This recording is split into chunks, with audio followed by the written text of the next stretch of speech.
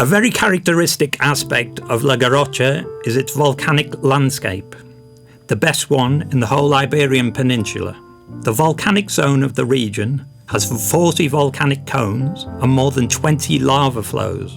You can visit most of them, and among them, the ones which retain the most interest are Santa Margarida and Croscat in Santa Pau, or Monsacopa, one of the 4 within Olot. To reach the Monsacopa volcano, we can take the path known as Via Crucis.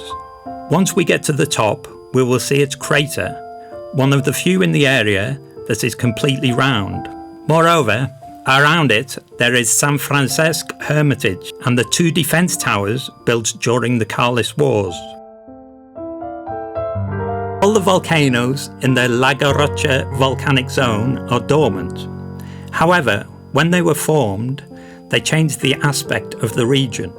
The volcanic cones and craters aside, one of the most evident marks are the lava flows. When a volcano is active, it erupts rivers of lava that, once cooled down, become basalt. These are the lava flows, and we can find a clear example in Castellfollit de la Roca. Another place where we can perfectly understand the lava flows is San Joan les Fonts. In this case, there are 3 superimposed lava flows. The lava flows route on the Boscaró will help us to get to know this place, as well as the natural sculptures which over the years have been created. All these landscapes are unique. Amongst them is one of the most impressive places in the region, the Moixina settings in Olot.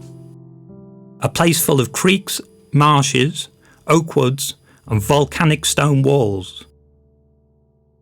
The Pedra Forest is also unique, but different. It is an area full of volcanic hills, complemented by crops, paths and the hut walls built over the years.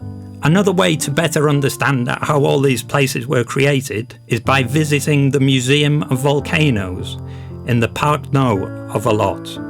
It analyses the seismic and volcanic phenomena, focusing on the main traits of the volcanic areas present in La Garrotxa.